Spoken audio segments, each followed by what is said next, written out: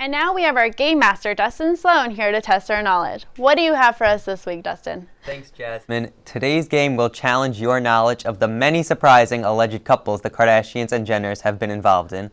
Let's see if you guys can guess which of these Kardashian couples have actually been rumored to be true and which were made up for this game. It's time to play the Kardashian couples game.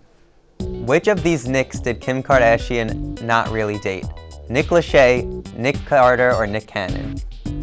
Oh, gosh. Okay, so not date?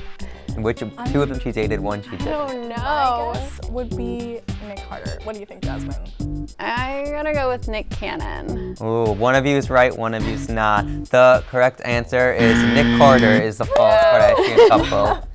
Good job, Ivana. Okay, which of these young stars did Kylie Jenner never date?